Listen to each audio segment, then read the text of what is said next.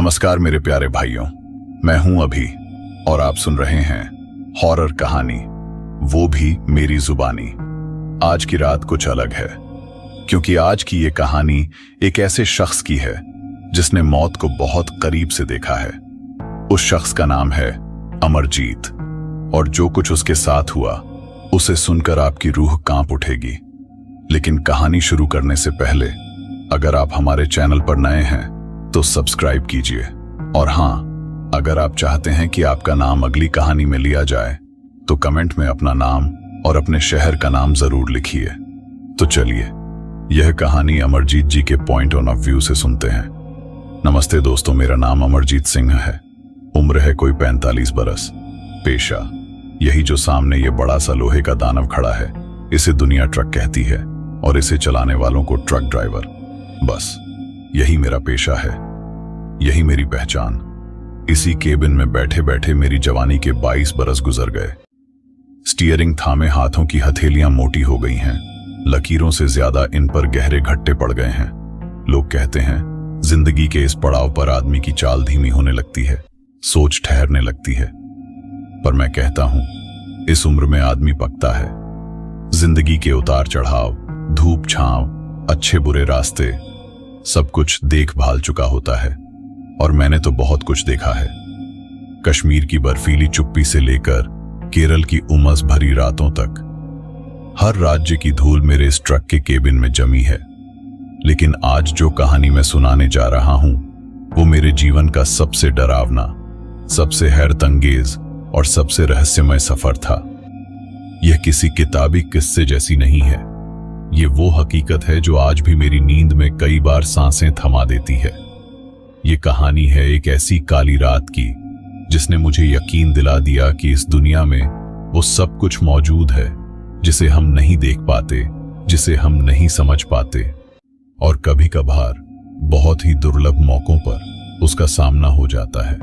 तब जिंदगी हमेशा के लिए बदल जाती है। मेरे साथ उस सफर में था मेरा खलासी गोपाल, उम्र 20-22 साल, राजस्थान के एक छोटे से गांव का रहने वाला, सीधा सादा भोला भाला लड़का। जब पहली बार मेरे पास काम मांगने आया था तो बड़ी शर्मीली सी मुस्कान के साथ खड़ा था, आंखों में सपने, जेब में खालीपन। मुझे उसमें अपना छोटा भाई दिखा, रख लिया, और आज वो मेरे लिए खलासी ही नहीं, सच में छोटे भाई से कम नहीं है। उस दिन की बात है, आज से करीब 1.5 साल पहले। दिसंबर का महीना था। दिल्ली में कड़ाके की ठंड पड़ रही थी। हमें दिल्ली के एक बड़े व्यापारी का बहुमूल्य इलेक्ट्रॉनिक सामान लेकर जयपुर जाना था। सबसे बड़ी बात यह थी कि यह माल अगली सुबह 8 बजे से पहले जयपुर पहुंचना जरूरी था, नहीं तो लाखों का नुकसान होता। पैसे भी एडवांस में अच्छे मिले थे, इसलिए जिम्मेदारी और भी बड़ी थी। शाम के करीब 5:30 बजे हमने दिल्ली के ट्रांसपोर्ट नगर से अपना सफर शुरू किया। माल लदवाते लदवाते ही शाम ढल चुकी थी। सूरज डूब रहा था, आसमान को लाल नारंगी रंगों से रंगता हुआ। गोपाल ने हमेशा की तरह ट्रक के बोनट पर लगे छोटे छोटे देवी देवताओं के चित्रों पर फूल चढ़ाए, एक अगरबत्ती जलाई और हाथ जोड़कर सुरक्षित सफर की प्रार्थना की। मैं केबिन में बैठा उसे देखता रहा। मुझे इन चीजों में ज्यादा यकीन नहीं था, पर उसकी श्रद्धा देखकर दिल को सुकून मिलता था। हो गई पूजा पंडित जी? मैंने मजाक में पूछा। वह मुस्कुराया। हाँ भैया, अब चलते हैं, हनुमान जी हमारी रक्षा करेंगे। मैंने इंजन स्टार्ट किया। उसकी गहरी घरघराहट मेरे लिए किसी संगीत से कम नहीं थी। गियर डाला और हम चल पड़े। दिल्ली की भीड़ भाड़ वाली सड़कों से निकलते निकलते शाम के 7 बज गए। ट्रैफिक जाम में फंसे निकलते हम रिंग रोड पर पहुंचे। गाड़ियों के हॉर्न, लोगों की चीख पुकार, यही तो दिल्ली की शाम थी। गोपाल खिड़की से बाहर देख रहा था। उसके चेहरे पर एक शांति थी। वह हमेशा कहता, भैया ये शहर तो एक बड़ी सी जेल है, असली आजादी तो गांव की हवा में है। धीरे धीरे हमने दिल्ली को पीछे छोड़ा और जयपुर वाले हाईवे NH 48 पर आ गए। अब सड़क साफ थी। मैंने रफ्तार बढ़ा दी। ठंडी हवा के झोंके केबिन में आ रहे थे। मैंने पुराना म्यूजिक सिस्टम ऑन किया। किसी पुराने गाने की मधुर आवाज केबिन में गूंजने लगी। भैया, चाय हो जाए एक कड़क? गोपाल ने अंगड़ाई लेते हुए कहा। हाँ, अच्छा रहेगा। आंखें भारी हो रही हैं। आगे कोई अच्छा ढाबा दिखेगा, वहीं रुकेंगे, मैंने कहा। हाईवे पर ट्रक दौड़ रहा था। दोनों तरफ अंधेरे में डूबे खेत और कभी कभार रोशनी से जगमगाते छोटे छोटे कस्बे पीछे छूटते जा रहे थे। सफर शांत और आरामदायक चल रहा था। हमें क्या पता था कि यह शांति सिर्फ एक भ्रम है और आने वाली रात हमारे लिए एक ऐसा खौफ लेकर आ रही है जिसकी कल्पना भी नहीं की जा सकती। करीब 8 बजे मानेसर से कुछ किलोमीटर आगे अचानक गाड़ियों की रफ्तार धीमी होने लगी। कुछ ही पलों में हम पूरी तरह से रुक गए। मैंने गर्दन बाहर निकाल कर देखा। आगे जहां तक नजर जा रही थी सिर्फ गाड़ियों की लाल बत्तियों का एक लंबा सिलसिला था। कारें, बसें, ट्रक सब एक दूसरे से सटे हुए। लगता है बहुत बड़ा जाम है भैया, गोपाल ने चिंतित स्वर में कहा। मेरा दिल धड़क रहा था। यह कोई साधारण जाम नहीं लग रहा था। मैंने इंजन बंद कर दिया और नीचे उतरकर देखने लगा। लोग अपनी गाड़ियों से बाहर निकलकर बातचीत कर रहे थे। मैं एक झुंड के पास गया। क्या हुआ भाई साहब? मैंने एक बुजुर्ग ट्रक ड्राइवर से पूछा। उन्होंने गहरी सांस लेकर कहा, बेटा, आगे बहुत बड़ा एक्सीडेंट हो गया है। 3 ट्रक और एक बस आपस में टकरा गए हैं। कई जानें गई हैं। पुलिस और एम्बुलेंस मौके पर है, लेकिन रास्ता साफ होने में कम से कम 4-5 घंटे लगेंगे। आज की रात तो यहीं कटेगी। मेरे पैरों तले जमीन खिसक गई। 4-5 घंटे, इसका मतलब था कि हम सुबह तक जयपुर नहीं पहुंच पाएंगे। लाखों का माल, कंपनी की इज्जत, सब कुछ दांव पर लगा था। मैं उदास मन से ट्रक में लौटा। गोपाल को सारी बात बताई। उसका चेहरा पीला पड़ गया। अब क्या होगा भैया? सेठ जी तो हमें जिंदा नहीं छोड़ेंगे। वही तो मैं भी सोच रहा हूं, मैंने कहा और एक सिगरेट सुलगा ली। ठंडी हवा में सिगरेट का धुआं एक अजीब सा सुकून दे रहा था, लेकिन मेरे दिमाग में तूफान मचा हुआ था। समय बर्फ की तरह पिघलता जा रहा था और हम बेबस थे। रात गहरा रही थी और हमारी मुसीबतें भी। रात के करीब 9 बज रहे होंगे। ठंड और भी बढ़ गई थी। हवा के झोंके अब सुइयों जैसे चुभते थे। हम अब भी उसी जाम में फंसे हुए थे। पिछले 1.5 घंटे से हमारा ट्रक वहीं खड़ा था, जैसे जमीन से जड़ दिया गया हो। गोपाल बेचैनी से सीट पर इधर उधर हो रहा था। भैया, एक बात कहूं, गुस्सा तो नहीं होगे? अब क्या बचा है गुस्सा करने को? कह डाल, मैंने हताश स्वर में कहा। भैया, जब हम पीछे से आ रहे थे तो मैंने देखा था एक कच्चा रास्ता था गांव की तरफ जाता हुआ। क्या पता वो हमें इस जाम से बाहर निकाल दे। मैं गुस्से से उसकी तरफ मुड़ा। पागल हो गया है क्या? रात के अंधेरे में इस बड़े ट्रक को अनजान गांव के रास्ते पर लेकर जाऊं? तुझे पता है गांव की सड़कें कैसी होती हैं। कहीं नाले में फंस गए तो ना आगे के रहेंगे ना पीछे के। गोपाल चुप हो गया। उसने नजरें झुका ली। मुझे एहसास हुआ कि मैंने जरूरत से ज्यादा सख्ती कर दी। वह तो बस हमारी मदद करना चाह रहा था। कुछ देर खामोशी रही, फिर गोपाल ने फिर से हिम्मत जुटाई। भैया, माफ करना, पर यहां रुकने का कोई फायदा नहीं। वो बुजुर्ग ड्राइवर कह रहे थे ना कि 4-5 घंटे लगेंगे। सुबह तक तो हम यहीं फंसे रहेंगे। सेठ जी को क्या जवाब देंगे? अगर वो रास्ता सच में हाईवे से जुड़ जाता है तो हम 2-3 घंटे में ही इस जाम से निकल सकते हैं। उसकी बात में दम था। मेरा दिमाग भी अब विकल्पों पर सोचने लगा। एक तरफ सुरक्षित लेकिन बंद रास्ता था, दूसरी तरफ जोखिम भरा लेकिन संभावित समाधान। मैंने एक लंबी सांस ली। ठीक है, तेरी बात मान लेता हूं, लेकिन अगर रास्ते में कुछ भी गड़बड़ हुई तो सारी जिम्मेदारी तेरी। गोपाल के चेहरे पर रौनक लौट आई। आप फिक्र न करो भैया, हनुमान जी हमारे साथ हैं। अब सबसे बड़ी चुनौती थी इस भीषण जाम में ट्रक को पीछे की ओर मोड़ना। ये किसी हाथी को सुई के नाके से निकालने जैसा था। मैंने ट्रक स्टार्ट किया और हॉर्न बजाया। पीछे की गाड़ियों के ड्राइवरों को समझाने में लगभग 20 मिनट लगे। कुछ गुस्से में थे, कुछ ने हार मानकर अपनी गाड़ियां थोड़ी पीछे खिसकाई। गोपाल नीचे उतरकर मुझे इशारे से रास्ता दिखा रहा था। इंच इंच करके, कभी दाएं कभी बाएं, मैं ट्रक को पीछे ले जा रहा था। करीब आधे घंटे की कठिन मशक्कत के बाद हम आखिरकार सर्विस लेन तक पहुंचने में कामयाब हो गए। सर्विस लेन पर आते ही जैसे हमने आजाद हवा में सांस ली। मैंने ट्रक को उस कट की तरफ मोड़ा जिसका जिक्र गोपाल ने किया था। करीब 2 किलोमीटर पीछे जाने पर हमें वह रास्ता दिखा। वह हाईवे की चकाचौंध से निकलकर एक अंधेरी सुरंग के मुंह जैसा लग रहा था। एक पतली सी कच्ची सड़क जो गहरे अंधेरे में समा रही थी।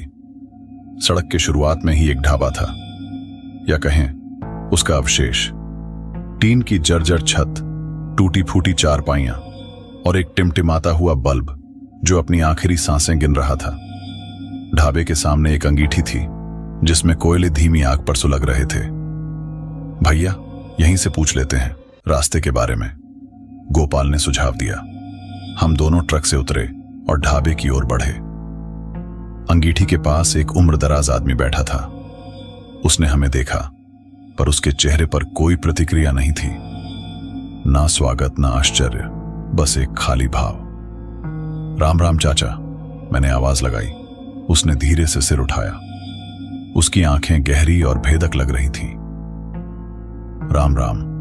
उसकी आवाज खुरदरी और भारी थी। चाचा, यह रास्ता कहां तक जाता है? क्या इससे ट्रक गुजर सकता है? बूढ़े ने हमें कुछ पल घूरा, फिर बोला, रास्ता आगे शाहपुरा के पास हाईवे से मिल जाएगा। छोटा रास्ता है, 30-40 किलोमीटर बच जाएंगे। गोपाल की आंखों में चमक आ गई। और रास्ता ठीक है ना चाचा? ट्रक निकल जाएगा? बूढ़े के होंठों पर एक अजीब सी मुस्कान तैर गई। हां, रास्ता तो पक्का है, बहुत पुराना है, राजा महाराजाओं के जमाने का। पर अब कोई नहीं जाता इस रास्ते से। कोई नहीं जाता? क्यों? मैंने सवाल किया। दिन में तो गांव वाले आते जाते हैं, पर रात में? उसने अपनी बात अधूरी छोड़ दी। रात में क्या? मैंने दबाव डाला। रात में यह रास्ता अलग हो जाता है। कभी कभी लोग गुम हो जाते हैं। उसने बड़ी साधारण सी बात कही, जैसे मौसम के बारे में बता रहा हो। गोपाल ने मेरी तरफ देखा। उसकी आंखों में अब डर साफ झलक रहा था। चलो भैया, उसने धीरे से कहा। शायद यह अच्छा विचार नहीं था, पर अब देर हो चुकी थी। हम यहां तक आ चुके थे। पीछे लौटने का मतलब था वापस उस जाम में फंस जाना और निश्चित हार मान लेना। 2 चाय दे दो चाचा, मैंने फैसला किया। बूढ़े ने अंगीठी पर रखी केतली से 2 कप चाय उड़ेली। चाय का स्वाद कड़वा और अजीब सा था। भैया देखो, गोपाल ने अचानक मेरी बांह पकड़ी। उसने ढाबे के पीछे की ओर इशारा किया। वहां एक पुराना जर्जर बोर्ड लटका हुआ था। उस पर धुंधले अक्षरों में लिखा था, चेतावनी, रात 10 बजे के बाद इस रास्ते पर यात्रा न करें, स्थानीय प्रशासन। मेरा दिल एक पल के लिए थम सा गया। गोपाल की आंखों में सवाल थे। चाचा, ये बोर्ड? मैंने पूछा। बूढ़े ने बिना मुड़े जवाब दिया। सरकार वाले लगा गए थे साल भर पहले, पर कोई मानता नहीं। जो जाना होता है वो चला जाता है। उसकी बातों में एक रहस्यमयी गहराई थी, पर अब हमारे पास कोई चारा नहीं था। चाय पीकर हम वापस ट्रक की ओर चले। रात के 9:43 बज चुके थे। भैया क्या करें? गोपाल ने डरी हुई आवाज में पूछा। मैंने एक गहरी सांस ली। हमारे पास कोई विकल्प नहीं है गोपाल। या तो इस रास्ते से आगे बढ़ें या वापस जाकर अपनी नौकरी और इज्जत दोनों गंवा दें। मैंने ट्रक स्टार्ट किया। इंजन की आवाज ने आसपास की खामोशी को चीर दिया। हनुमान चालीसा पढ़ना शुरू कर दो, मैंने गोपाल से कहा। जैसे ही मैंने ट्रक को उस अंधेरे रास्ते पर मोड़ा, एक अजीब सी ठंडी हवा का झोंका केबिन में आया। गोपाल ने हनुमान चालीसा पढ़ना शुरू कर दिया। ट्रक की हेडलाइट्स ने अंधेरे को चीर कर रास्ता बनाया। सड़क संकरी और ऊबड़ खाबड़ थी। दोनों तरफ घने पेड़ों की कतारें थीं, जिनकी शाखाएं सड़क के ऊपर इस तरह झुकी हुई थीं जैसे वो हमें रोकना चाह रही हों। हम लगभग 15 मिनट तक चलते रहे। अचानक ट्रक की हेडलाइट्स ने सड़क के बीचों बीच एक आकृति को रोशन किया। वह एक सफेद कपड़े पहने हुई एक बूढ़ी औरत थी जो हमारे ट्रक की तरफ पीठ किए खड़ी थी। मैंने तुरंत ब्रेक लगाए। ट्रक रुक गया। भैया, यहां इस वक्त कोई औरत? गोपाल की आवाज कांप रही थी। बूढ़ी औरत ने धीरे धीरे मुड़कर हमारी तरफ देखा। उसके चेहरे पर कोई भाव नहीं था। उसने हाथ हिलाया जैसे लिफ्ट मांग रही हो। भैया, मत रुकिए, गोपाल ने डरते हुए कहा। पर मैं रुक चुका था। औरत हमारे ट्रक के पास आई। उसने खिड़की पर दस्तक दी। मेरा दिल जोर जोर से धड़क रहा था। क्या करूं? खिड़की खोलूं या नहीं? मेरा हाथ खिड़की के हैंडल पर जम गया। दिल की धड़कनें कानों में गूंज रही थीं। बूढ़ी औरत की आंखें सीधे मेरी आंखों में घूर रही थीं, दो खाली, भावना शून्य गहरे कुएं जैसी। भैया, मत खोलिए। गोपाल की आवाज लगभग फुसफुसाहट में थी, पर औरत ने फिर से खिड़की पर दस्तक दी, इस बार जोर से। उसकी उंगलियों के पोरों की आवाज कांच पर एक अजीब सी खड़खड़ाहट पैदा कर रही थी। मैंने गहरी सांस ली और खिड़की थोड़ी सी नीचे की। क्या बात है माताजी? उसकी आवाज रेत के टीलों पर रेंगती हुई सांप जैसी थी, सीती आने वाली और धीमी। बेटा, गांव जाना है, बैठा लो ना। कौन से गांव माताजी? मैंने पूछा। वही जो आगे है, नया गांव, उसने कहा। उसकी आंखें अब गोपाल की तरफ मुड़ गईं। तुम भी आओगे ना बेटा? गोपाल सहम कर पीछे हट गया। नहीं, हमें जल्दी है माताजी। बूढ़ी औरत के होंठों पर एक तिरछी सी मुस्कान आई। सबको आना पड़ता है, एक ना एक दिन। मैंने खिड़की बंद करने का प्रयास किया। माफ करना माताजी, हमें। इससे पहले कि मैं अपनी बात पूरी कर पाता, उसने अपना हाथ अंदर घुसा दिया। उसकी उंगलियां लंबी और पतली थीं, नाखून मुड़े हुए और काले पड़े हुए। जरा सा ही सफर है, उसने कहा। बस अंधेरे से पहले पहुंच जाएंगे। अंधेरे से पहले? मैंने हैरानी से कहा। लेकिन अभी तो रात हो चुकी है। उसकी आंखों में एक अजीब सी चमक आई। यहां हमेशा अंधेरा ही रहता है बेटा। गोपाल ने मेरी बांह खींची। भैया चलिए, अभी चलिए। मैंने जोर से एक्सीलरेटर दबाया। ट्रक झटके से आगे बढ़ा। बूढ़ी औरत का हाथ खिड़की से निकल गया। पीछे मुड़कर देखा तो वह वहीं खड़ी थी। उसके चेहरे पर अब भी वही तिरछी मुस्कान। भगवान, भगवान, गोपाल हाँफ रहा था। वो औरत, उसकी आंखें। शांत हो जा, मैंने कहा, हालांकि मेरे अपने हाथ कांप रहे थे। बस एक बूढ़ी औरत थी, रास्ता भटक गई होगी। पर दिल के अंदर मैं जानता था कि यह सच नहीं था। उस रास्ते पर इस वक्त कोई औरत का होना, वो आंखें, वो आवाज। हम आगे बढ़ते रहे। सड़क और भी संकरी होती जा रही थी। पेड़ों की शाखाएं अब ट्रक के शीशों से टकरा रही थीं, जैसे वो हमें रोकना चाह रही हों। अचानक ट्रक की हेडलाइट्स फ्लिकर करके बंद हो गईं। क्या हुआ? गोपाल चीखा। अगले ही पल लाइट्स वापस आ गईं, पर अब सड़क बदल चुकी थी। भैया, ये। गोपाल की आवाज में डर साफ झलक रहा था। हम अब एक अलग ही रास्ते पर थे। आसपास के पेड़ गायब हो चुके थे। दोनों तरफ सिर्फ घनी काले रंग की झाड़ियां थीं, जो एक अजीब सी सरसराहट कर रही थी। मैंने ब्रेक लगाए। ट्रक रुक गया। हम कहाँ हैं भैया? गोपाल ने कांपते हुए पूछा। मैंने जीपीएस चेक किया। No signal, mobile phone, no network. शायद हम रास्ता भटक गए हैं, मैंने कहा। हालांकि मुझे पता था कि यह संभव नहीं था। हम तो एक ही सीधी सड़क पर चल रहे थे। तभी दूर से एक आवाज आई, बच्चे के रोने की आवाज। गोपाल की आंखें फैल गईं।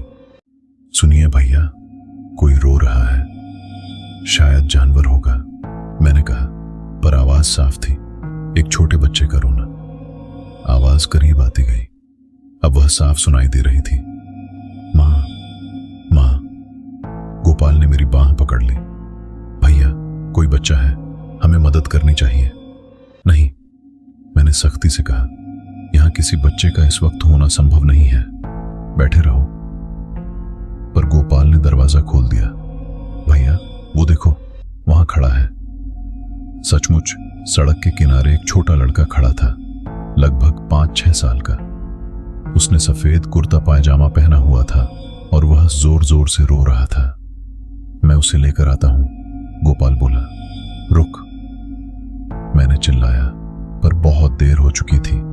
गोपाल ट्रक से उतरकर उस बच्चे की ओर भागा। मैंने हॉर्न बजाया, वापस आ गोपाल, पर गोपाल बच्चे के पास पहुंच चुका था। मैंने देखा वह बच्चे से कुछ कह रहा है, फिर उसका हाथ पकड़कर उसे ट्रक की ओर ले आ रहा है। जैसे ही वे ट्रक के पास पहुंचे, मैंने उस बच्चे के चेहरे को अच्छी तरह देखा। उसकी आंखें पूरी तरह से काली थीं, कोई सफेद हिस्सा नहीं, कोई पुतली नहीं, बस 2 काले चमकदार गोले। गोपाल छोड़ उसे, मैं चिल्लाया, पर तब तक गोपाल दरवाजा खोलकर उस बच्चे को केबिन में बैठा चुका था। भैया, यह रहा, गोपाल ने कहा। बेचारा रास्ता भटक गया है। बच्चे ने रोना बंद कर दिया था। अब वह चुपचाप बैठा था। उसकी काली आंखें सीधे मेरी तरफ टिकी हुई थीं। उसके होंठ हिले। चलो ना, मेरे घर चलो। मेरे रोंगटे खड़े हो गए। गोपाल, इसे नीचे उतारो, अभी। गोपाल ने हैरानी से देखा। पर भैया, यह तो बच्चा है। यह बच्चा नहीं है, मैं चिल्लाया। तभी बच्चे के होंठों पर एक विकृत मुस्कान फैल गई। उसकी आवाज बदल गई। अब वह एक बूढ़े आदमी की गहरी खुरदरी आवाज में बोला, तुम सही कह रहे हो ड्राइवर साहब, मैं बच्चा नहीं हूं। गोपाल की सांसें रुक सी गईं। वह दरवाजे की तरफ सरकने लगा। तुम दोनों मेरे साथ चलोगे? उस बच्चे ने कहा। उसकी उंगलियां लंबी होती जा रही थीं। मैंने तुरंत ट्रक स्टार्ट किया और एक्सेलरेटर दबा दिया। ट्रक झटके से आगे बढ़ा। गोपाल, इसे पकड़ो, मैं चिल्लाया। पर वह प्राणी अब केबिन में नहीं था। वह गायब हो गया था। गोपाल हाँफ रहा था। कहां गया वो? तभी ट्रक के पीछे से एक आवाज आई, हल्की सी हंसी। हम दोनों ने पीछे मुड़कर देखा। वह बच्चा ट्रक के पीछे के हिस्से में बैठा था, माल के ऊपर। उसकी आंखें अब लाल रोशनी से चमक रही थीं। तुम भाग नहीं सकते, उसने कहा। यह सड़क तुम्हारी कब्र बनेगी। उस राक्षसी बच्चे की लाल आंखें ट्रक के पीछे से हमें घूर रही थीं। गोपाल का दिल जोरों से धड़क रहा था। भैया, क्या करें? गोपाल की आवाज लगभग रोने जैसी थी। मेरे हाथ स्टीयरिंग पर कसे हुए थे। मैंने एक्सेलरेटर फर्श तक दबा दिया। ट्रक तेजी से आगे बढ़ा, पर उस अज्ञात रास्ते पर गति बढ़ाना आत्महत्या जैसा था। वो गया? गोपाल ने पीछे मुड़कर देखते हुए पूछा। मैंने रियर व्यू मिरर में देखा। वह प्राणी अब वहां नहीं था, सिर्फ अंधेरा था। शायद, मैंने हाँफते हुए कहा, पर हमें इस रास्ते से बाहर निकलना होगा। तभी अचानक ट्रक का इंजन खराब होने लगा। एक अजीब सी खड़खड़ाहट की आवाज आई, फिर इंजन बंद हो गया। ट्रक ने रोल करना बंद कर दिया और सड़क किनारे जाकर रुक गया। नहीं, ऐसा नहीं। मैंने इंजन को दोबारा स्टार्ट करने की कोशिश की, पर कोई फायदा नहीं हुआ। गोपाल ने खिड़की से बाहर झांका। भैया, हम कहां हैं? हम एक ऐसी जगह थे जहां दोनों तरफ पुराने टूटे फूटे मकानों के अवशेष थे। लगता था जैसे कोई पुराना गांव हो जो सालों पहले उजड़ गया हो। खंडहर हो चुके मकानों की खिड़कियां अंधेरे में जलती हुई आंखों की तरह लग रही थीं। जीपीएस अब भी काम नहीं कर रहा, मैंने मोबाइल चेक करते हुए कहा। तभी दूर से एक आवाज आई, घंटियों की। कोई पुराना टूटा फूटा मंदिर दिख रहा था जहां से घंटियों की आवाज आ रही थी। भैया, शायद वहां कोई है, गोपाल ने उम्मीद भरी आवाज में कहा। मैंने हां में सिर हिलाया। चलो देखते हैं, पर सावधान रहना। हम दोनों ट्रक से उतरे। हवा में एक अजीब सी गंध थी, बासी फूलों और सड़ी लकड़ी जैसी। घंटियों की आवाज लगातार बज रही थी, पर कोई और आवाज नहीं सुनाई दे रही थी। मंदिर के पास पहुंचकर हमने देखा कि वहां कोई नहीं था। घंटियां खुद ही हवा से हिल रही थीं। यह कैसे संभव है? गोपाल ने डरते हुए पूछा। मैंने मंदिर के अंदर झांका। वहां एक पुरानी मूर्ति थी, जिसका चेहरा टूट चुका था। मूर्ति के सामने ताजे फूल और एक जलता हुआ दीपक था। कोई तो है यहां, मैंने कहा। तभी पीछे से एक आवाज आई, तुम यहां क्या कर रहे हो? हम दोनों चौंक कर मुड़े। एक बूढ़ा आदमी खड़ा था। उसके हाथ में एक लालटेन थी, वही बूढ़ा जो ढाबे पर मिला था। चाचा, आप? मैंने हैरानी से कहा। तुम्हें यहां नहीं आना चाहिए था, बूढ़े ने गंभीर स्वर में कहा। यह गांव, ये मर चुका है सालों से, पर यह दीपक, फूल। गोपाल ने इशारा किया। बूढ़े ने गहरी सांस ली। मैं रोज आता हूं, उन्हें शांत रखने के लिए। किसे शांत रखने के लिए? मैंने पूछा। उन लोगों को जो इस गांव में रहते थे और जो अब भी यहीं रहते हैं, उसने कहा। गोपाल कांपने लगा। भैया चलो यहां से। तुम्हारा ट्रक, बूढ़े ने कहा, वो अब चलेगा नहीं। उन्होंने तुम्हें रोक लिया है। किसने रोक लिया? मैंने डरते हुए पूछा। वो बच्चा जिसे तुमने अपने ट्रक में बैठाया, वो कोई बच्चा नहीं था। बूढ़े ने कहा, वो इस गांव का रक्षक है। जो भी इस रास्ते से रात को गुजरता है, उसे वो रोक लेता है। पर क्यों? गोपाल ने पूछा। क्योंकि यह गांव एक कब्रिस्तान है, बूढ़े ने जवाब दिया, और कब्रिस्तान में केवल मुर्दों को ही रहना चाहिए। उसने अपनी लालटेन उठाई। चलो, मैं तुम्हें एक सुरक्षित जगह ले चलता हूं, पर रास्ते में जो भी दिखे उसकी तरफ मत देखना, उसकी आवाज सुनने की कोशिश मत करना। हम बूढ़े के पीछे पीछे चलने लगे। गांव की संकरी गलियों से गुजरते हुए मुझे लगा जैसे कोई हमें देख रहा है। खिड़कियों से परछाइयां झांक रही थीं। दरवाजों के पीछे से सरसराहट की आवाजें आ रही थीं। अचानक एक घर से एक औरत की आवाज आई, बेटा अंदर आजा, ठंड लग जाएगी। गोपाल रुक गया। भैया, किसी औरत ने? चलते रहो, बूढ़े ने सख्ती से कहा। वो औरत नहीं है। हम तेजी से चलते रहे। आवाजें और जोरदार होती जा रही थीं। रोने की आवाज, हंसने की आवाज, चीखने की आवाज। ध्यान मत दो, बूढ़े ने कहा, वो सिर्फ तुम्हारा ध्यान भटकाना चाहते हैं। अचानक रास्ते में वही बच्चा खड़ा दिखाई दिया। उसकी लाल आंखें चमक रही थीं। तुम मेरे साथ चलोगे? उसने कहा। बूढ़े ने अपनी लालटेन उसकी तरफ बढ़ाई। जा वापस, इन्हें जाने दो। बच्चे ने एक डरावनी चीख मारी और गायब हो गया। जल्दी करो, बूढ़े ने कहा, वो वापस आएगा। हम एक छोटे से कच्चे मकान में पहुंचे। बूढ़े ने दरवाजा खोला और अंदर जाने का इशारा किया। यहां तुम सुरक्षित हो, उसने कहा। मकान के अंदर दर्जनों दिए जल रहे थे। दीवारों पर पुराने चित्र लटके हुए थे, सभी काले सफेद, सभी में एक ही गांव के दृश्य थे। यह गांव, बूढ़े ने शुरू किया, 50 साल पहले एक महामारी में उजड़ गया था। सब मर गए, लेकिन कुछ चीजें मरती नहीं। वो बच्चा कौन था? मैंने पूछा। वो इस गांव का अंतिम बच्चा था, बूढ़े ने कहा, जो महामारी में मरा था, पर उसकी आत्मा यहीं फंस गई। अब वो हर उस शख्स को यहां फंसा लेता है जो रात को इस रास्ते से गुजरता है। पर आप? गोपाल ने पूछा। आप यहां कैसे सुरक्षित हैं? बूढ़े ने एक दिए को सहलाया। क्योंकि मैं इस गांव का अंतिम जीवित इंसान हूं और मैंने ही उन सबको दफनाया था। अचानक दरवाजे पर जोरदार खटखटाहट हुई। एक भयानक आवाज गूंजी, बाहर निकलो, तुम हमारे हो। बूढ़े की आंखों में डर था। वो आ गए, सब आ गए। दरवाजे पर जोरदार खटखटाहट ने पूरे कमरे को कांपा दिया। दीवारों पर लटके चित्र हिलने लगे, मानो उनमें कोई जान आ गई हो। वो सब आ गए हैं। बूढ़े की आवाज कांप रही थी। पूरा गांव, सब जाग गए हैं। गोपाल ने मेरी बांह पकड़ ली। भैया, क्या करें? दरवाजे की खटखटाहट और तेज हो गई। लकड़ी के तख्ते दरकने लगे। एक सामूहिक आवाज गूंजी, दर्जनों लोगों की आवाजें एक साथ।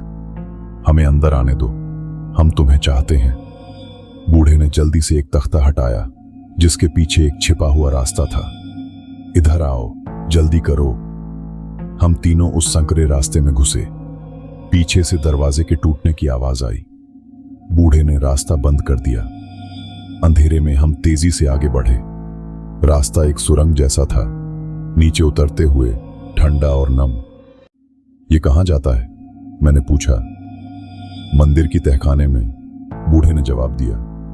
वहां एक पुराना रास्ता है जो गांव से बाहर जाता है। गोपाल ने ठंड में कांपते हुए कहा। पर क्या वो लोग हमें ढूंढ नहीं लेंगे? वो लोग नहीं हैं, बूढ़े ने कड़वाहट से कहा। वो सिर्फ छायाएं हैं, उनकी यादें, उनकी पीड़ा। हम कुछ देर और चले, फिर एक बड़े कमरे में पहुंचे। वहां एक पुराना कुआं था जिसके ऊपर लकड़ी का एक घेरा बना हुआ था। यही रास्ता है, बूढ़े ने कहा। यह कुआं गांव के बाहर की एक नदी से जुड़ता है। पर यह कुआं तो सूखा लग रहा है, मैंने कहा। सूखा नहीं है। बूढ़े ने एक पत्थर उठाकर कुएं में फेंका। कुछ सेकंड बाद पानी के टकराने की आवाज आई। तभी पीछे से आवाजें आनी शुरू हुई। वो हमें ढूंढ लिए थे। कोई समय नहीं है, बूढ़े ने कहा। तुम दोनों नीचे उतर जाओ। आप? गोपाल ने पूछा। मुझे यहीं रुकना होगा, बूढ़े ने कहा। कोई तो उन्हें रोकेगा। हमने जल्दी से रस्सी पकड़ी और कुएं में उतरना शुरू किया। ऊपर से बूढ़े की आवाज आई। याद रखना, जो भी देखो विश्वास मत करना, वो तुम्हारे दिमाग से खेलते हैं। जैसे हम नीचे उतरे, ऊपर से चीखों की आवाज आई। फिर अचानक सन्नाटा छा गया। कुएं का पानी ठंडा और गहरा था। हमने तैरना शुरू किया। अंधेरे में सिर्फ एक ही दिशा में जा सकते थे। कुछ मिनट तैरने के बाद हमें एक रोशनी दिखाई दी। नदी का मुहाना था। बाहर निकलते ही हमने देखा हम गांव से बाहर थे। दूर हाईवे की लाइटें दिख रही थीं। भैया, हम बच गए, गोपाल खुशी से चिल्लाया। पर तभी हमने देखा हमारा ट्रक वहीं खड़ा था जहां हमने उसे छोड़ा था, और उसके पास वहीं बूढ़ा खड़ा था। पर वो तो... गोपाल हैरान था। बूढ़े ने मुस्कुराते हुए हमारी तरफ देखा। तुम सोचते हो तुम बच गए? उसकी आवाज अब बदल चुकी थी। उसके शरीर से धुआं उठने लगा। तुम अब भी मेरे गांव में हो, उसने कहा, और तुम्हें कभी बाहर नहीं जाने दूंगा। हम पीछे हटने लगे, पर हर तरफ से परछाइयां घिर आईं। सारे गांव वाले, वो सब जो हमने पहले देखे थे, अब हमें घेर रहे थे। बूढ़े का चेहरा बदलने लगा। उसकी आंखें लाल हो गईं, उसके हाथ लंबे और पतले हो गए। मैं इस गांव का रक्षक हूं, उसने गर्जना की, और तुम दोनों, तुम हमेशा के लिए यहीं रहोगे। गोपाल ने मेरी तरफ देखा। उसकी आंखों में आंसू थे। भैया, माफ करना, मैं ही इस रास्ते पर आने को कहा था। तभी दूर से एक आवाज आई, ट्रक के इंजन की आवाज। हमारा ट्रक खुद ब खुद स्टार्ट हो गया था। भैया देखो, गोपाल ने इशारा किया। ट्रक की हेडलाइट्स जल उठी थीं और उनकी रोशनी में सभी परछाइयां पिघलने लगीं। बूढ़ा चीखने लगा, नहीं, यह संभव नहीं है। ट्रक से एक तेज रोशनी निकलने लगी। सभी परछाइयां, सभी आत्माएं, सब गायब होने लगीं। हम दौड़कर ट्रक के पास पहुंचे। इंजन चल रहा था, ऐसे जैसे कुछ हुआ ही नहीं।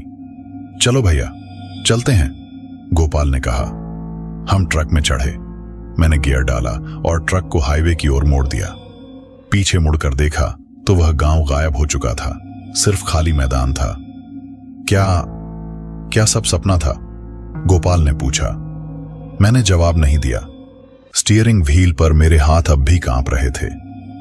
हाईवे पर पहुंचते ही मोबाइल का नेटवर्क वापस आ गया। जीपीएस काम करने लगा। भैया देखो, गोपाल ने मोबाइल दिखाया। जीपीएस पर हम जिस रास्ते पर थे उसे बंद रास्ता दिखा रहा था। नीचे लिखा था, पुराना श्मशान घर, प्रवेश वर्जित। हम दोनों चुप रहे। सच्चाई समझ आ चुकी थी। कुछ घंटे बाद हम जयपुर पहुंच गए। माल सही समय पर पहुंच गया, पर उस रात के बाद कुछ बदल गया था। अब भी कभी कभी रात में सोते समय मुझे घंटियों की आवाज सुनाई देती है और दूर से किसी बच्चे के रोने की आवाज। जयपुर पहुंचने के बाद की सुबह सूरज की किरणें केबिन में आ रही थीं, पर हमारे दिलों में अभी भी अंधेरा छाया हुआ था। माल का इंतजार कर रहे सेठ जी हमें देखकर खुश तो हुए, पर उनकी खुशी देखने लायक थी। अमरजीत, तुम तो हीरो हो, सेठ जी ने गले लगाते हुए कहा, इतने भयानक जाम में फंसकर भी समय पर पहुंच गए। मैं और गोपाल एक दूसरे की तरफ देखा। क्या बताते कि जाम से बचने के लिए हमने किस रास्ते से होकर आए थे। सेठ जी, बस भगवान की कृपा थी, मैंने संक्षिप्त में उत्तर दिया। गोपाल चुपचाप माल उतारने में मदद कर रहा था। उसकी आंखों के नीचे काले घेरे थे और हाथ अब भी कांप रहे थे। माल उतारने के बाद जब हम अलग होने वाले थे, सेठ जी ने पूछा, वैसे उस नए रास्ते का क्या हुआ? पुलिस वाले तो कह रहे थे कि वो रास्ता बंद है। मेरा दिल एक पल को थम सा गया। कौन सा रास्ता सेठ जी? वो पुराना शाहपुरा रोड जो गांव से होकर जाता है। सुबह पुलिस वाले बता रहे थे कि कल रात वहां कुछ अजीब घटना हुई है। गोपाल ने मेरी तरफ डरी हुई नजरों से देखा। क्या हुआ था सेठ जी? पता नहीं, बस इतना कह रहे थे कि रात में वहां किसी ने ट्रक के हॉर्न बजाने की आवाज सुनी और कुछ अजीब सी रोशनी देखी। सेठ जी ने कंधे उचकाए। खैर, तुम लोग तो बच गए। ये लो बोनस। उन्होंने हमें एक मोटा लिफाफा थमाया। पैसे तो अच्छे थे, पर उस रात की यादें हमारे लिए बोझ बन चुकी थीं। वापसी का सफर हमने ट्रेन से तय किया। ट्रक को जयपुर में ही एक वर्कशॉप में छोड़ दिया, इंजन चेकअप के बहाने। असल में न तो मैं और न ही गोपाल अभी उस ट्रक में बैठने को तैयार थे। ट्रेन में बैठे बैठे गोपाल ने पूछा, भैया, क्या सच में वो सब हुआ था या हम सपना देख रहे थे? मैंने अपना मोबाइल निकाला। देख, ये फोटो में हमारे ट्रक के पीछे के शीशे पर कुछ अजीब सी छायाएं दिख रही थीं, जैसे कोई चेहरे हों। ये फोटो मैंने जयपुर पहुंचने के बाद ली थी, मैंने कहा। गोपाल की सांसें तेज हो गईं।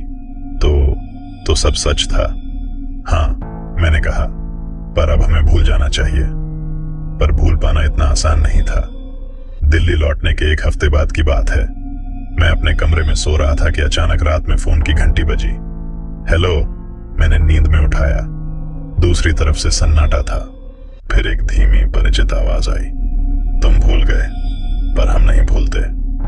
मैं झटके से बैठ गया। वो आवाज वही बूढ़े की आवाज थी। कौन है? मैंने डरते हुए पूछा। तुम्हारे गांव का पड़ोसी, आवाज ने कहा। तुम्हें वापस आना होगा। फोन कट गया। मैंने कॉल हिस्ट्री चेक की। अज्ञात नंबर। अगली सुबह मैंने गोपाल को फोन किया। पता चला उसे भी रात में एक कॉल आई थी, एक बच्चे के रोने की आवाज। भैया, ये क्या हो रहा है? गोपाल की आवाज में डर साफ झलक रहा था। पता नहीं गोपाल, पर लगता है वो हमें छोड़ने वाले नहीं हैं। उस दिन शाम को जब मैं अपने कमरे में वापस लौटा तो दरवाजे पर एक अजीब सा निशान था। वही निशान जो उस गांव के मंदिर के दरवाजे पर देखा था। मैंने तुरंत सेठ जी को फोन किया। सेठ जी, मुझे कुछ दिनों की छुट्टी चाहिए। क्या बात है अमरजीत, तबीयत ठीक नहीं है क्या? जी, कुछ दिन आराम करना है। उसी रात मैंने एक सपना देखा। वही गांव, वही लोग और वह बूढ़ा जो मुझे बुला रहा था। तुम्हारी जगह यहीं है, तुम्हें वापस आना ही होगा। अगले दिन सुबह सुबह गोपाल दौड़ता हुआ आया। भैया भैया! क्या हुआ? ये देखो। उसने अपनी हथेली दिखाई। उस पर वही निशान था जो मेरे दरवाजे पर था। ये कब बना? मैंने पूछा। कल रात सोते समय। गोपाल की आंखों में आंसू थे। भैया, ये क्या हो रहा है? क्या वो लोग हमें मार डालेंगे? मैंने उसे शांत करने की कोशिश की। नहीं गोपाल, हम कुछ उपाय ढूंढेंगे। उस दिन हम एक साधु के पास गए। जब हमने उन्हें पूरी कहानी सुनाई तो वह गंभीर हो गए। तुम लोगों ने एक ऐसी जगह का रास्ता पार किया है जहां मृत आत्माएं रहती हैं, उन्होंने कहा, और अब वो तुम्हें अपने साथ ले जाना चाहती हैं। क्या करें बाबा? मैंने पूछा। तुम्हें वापस जाना होगा, उन्होंने कहा, और उनकी आत्माओं को शांत करना होगा। वापस? गोपाल चीखा। नहीं, हम वापस नहीं जा सकते। अगर नहीं गए, साधु ने गंभीर स्वर में कहा, तो वो तुम्हें यहीं ढूंढ लेंगे और इस बार कोई नहीं बचा पाएगा। हम दोनों चुपचाप बैठे रहे। सच्चाई कड़वी थी, हमें उस गांव वापस जाना होगा। अगले ही दिन हमने एक नया ट्रक लिया और दिल्ली से निकल पड़े। इस बार हमारे पास साधु द्वारा दिए गए कुछ पवित्र मंत्र और रक्षा कवच थे।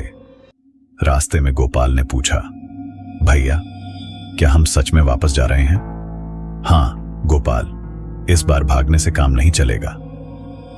जैसे जैसे हम उस रास्ते के करीब पहुंच रहे थे, मौसम बदलने लगा। आसमान में बादल छा गए, हवा ठंडी हो गई। शाम होते होते हम उसी जगह पहुंच गए जहां से वो कच्चा रास्ता शुरू होता था। वह ढाबा अब भी वहां था, पर इस बार बंद था। उस पर ताला लटका हुआ था। लगता है कोई नहीं है, गोपाल ने कहा। शायद, मैंने कहा, पर मेरा दिल जानता था कि वो बूढ़ा कहीं ना कहीं हमारा इंतजार कर रहा होगा। हमने ट्रक रोका और उस रास्ते पर चल पड़े।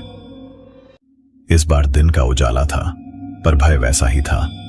जैसे ही हमने पहला कदम उस रास्ते पर रखा, अचानक घना कोहरा छा गया। सब कुछ धुंधला हो गया। दूर से घंटियों की आवाज आई। वही आवाज, वही डर। गोपाल ने मेरी बाह पकड़ ली। भैया, वो लोग आ गए। कोहरे में से एक आकृति उभरने लगी, लंबी पतली, वही बूढ़ा। मैं जानता था। उसकी आवाज गूंजी, तुम लौटोगे, तुम्हें लौटना ही था। कोहरे में से उभरती उस आकृति ने हमारे सामने पूरा रूप ले लिया। वह वही बूढ़ा था, पर इस बार उसके चेहरे पर क्रोध के बजाय एक गहरी वेदना थी। तुम वापस आ गए, उसने कहा। उसकी आवाज में एक अजीब सी राहत थी। मैं 50 साल से इसी पल का इंतजार कर रहा था। गोपाल ने डरते हुए पूछा, आप कौन हैं? मैं इस गांव का मुखिया था, बूढ़े ने कहा। जब वो महामारी आई, मैं अकेला बच गया था। मैंने अपनी पत्नी, अपने बच्चों, अपने पूरे गांव को दफनाया, पर मैं मर नहीं सका। वो मुझे जाने नहीं दे रहे थे। मैंने हिम्मत जुटाकर पूछा, आप हमें क्यों परेशान कर रहे हैं? क्योंकि तुम्हारी मदद की जरूरत है, उसने कहा। हमें मुक्ति चाहिए। तुम ही वो व्यक्ति हो जो हमें आजाद कर सकता है। बूढ़ा हमें उसी मंदिर की ओर ले गया। इस बार मंदिर का वातावरण बदला हुआ था। सारी आत्माएं शांत खड़ी थीं। वो बच्चा, वो बूढ़ी औरत, सभी गांव वाले। इन सभी को मुक्ति की जरूरत है, बूढ़े ने कहा। और तुम्हारे पास वो शक्ति है जो हमें मुक्त कर सकती है। मैंने साधु द्वारा दिए गए मंत्रों की पोटली निकाली। बूढ़े की आंखों में आशा की एक चिंगारी जगी। हाँ, यही चीज हमें चाहिए, उसने कहा। हमने मंदिर के बीचों बीच एक यज्ञ की प्रिपरेशन शुरू की। गोपाल ने लकड़ियां जमा की। मैंने मंत्रों का अभ्यास किया। सभी आत्माएं चारों ओर घेरा बनाकर खड़ी हो गईं, मानो सदियों से इस पल का इंतजार कर रही हूं। जैसे ही मैंने पहला मंत्र पढ़ना शुरू किया, एक चमत्कार हुआ। सभी आत्माओं के शरीर से हल्की चमकती हुई रोशनी निकलने लगी। वह बच्चा मुस्कुराया। बूढ़ी औरत की आंखों से आंसू बहने लगे। बूढ़ा मुखिया मेरे पास आया और बोला, धन्यवाद बेटा, तुमने हमें मुक्ति दिलाई। मैंने हैरानी से कहा, लेकिन मैंने तो अभी कुछ किया ही नहीं। मुखिया मुस्कुराया, तुम वापस आए, यही हमारे लिए काफी था। हमें बस कोई चाहिए था जो हमें याद रखे। धीरे धीरे सभी आत्माएं रोशनी में बदलने लगी। सबसे पहले वो बच्चा गया, फिर बूढ़ी औरत, फिर एक एक करके पूरे गांव वाले। आखिर में सिर्फ बूढ़ा मुखिया बचा। वह बोला, बस एक आखिरी विनती, इस गांव को याद रखना, हमारी कहानी जिंदा रखना। मैंने सिर झुकाकर कहा, वादा करता हूं। वह मुस्कुराया और वह भी चमकते प्रकाश में विलीन हो गया। अचानक पूरा माहौल बदल गया। कोहरा हट गया। टूटा फूटा मंदिर एकदम नया और सुंदर दिखाई देने लगा। सूना पड़ा गांव हरियाली से भर गया, जैसे वह कभी उजड़ा ही ना हो। गोपाल चारों ओर देखकर हैरान था। भैया, यह सब कैसे हुआ? मैंने कहा। शायद यही उनकी मुक्ति थी। जब हम मंदिर से बाहर निकले, हमारा ट्रक वहीं खड़ा मिला, जैसे कुछ हुआ ही ना हो। वापस जाते समय गोपाल ने पूछा, भैया, क्या हम सच में वो सब देख रहे थे? मैं मुस्कुराया। कभी कभी सच वही होता है जो अपनी आंखों से दिखता है, चाहे हम उसे समझें या नहीं। 1 महीने बाद हम उसी रास्ते से फिर गुजर रहे थे, दिन के उजाले में। जहां पहले उजड़ा हुआ गांव था, वहां अब एक सुंदर सा स्मारक बना हुआ था। उस पर बड़ा सा लिखा था, शांतिग्राम, 1972 की महामारी में शहीद हुए लोगों की याद में। गोपाल ने धीरे से पूछा, भैया क्या ये वही लोग थे? मैंने हां में सिर हिलाया। हां, हमने अपना वादा निभा दिया। उस दिन के बाद हमने कभी कोई अजीब चीज नहीं देखी, लेकिन जब भी हम उस रास्ते से गुजरते हैं, ऐसा लगता है जैसे कोई हमें आशीर्वाद दे रहा हो। इस घटना ने हमें एक बड़ी सीख दी। दुनिया के हर रहस्य को समझना जरूरी नहीं, कुछ चीजें बस स्वीकार करनी होती हैं। अगर आपको हमारी कहानी पसंद आई हो तो इसे लाइक, शेयर और चैनल को सब्सक्राइब करना मत भूलिए। आपका सपोर्ट हमारी नई कहानियों के लिए बहुत मायने रखता है।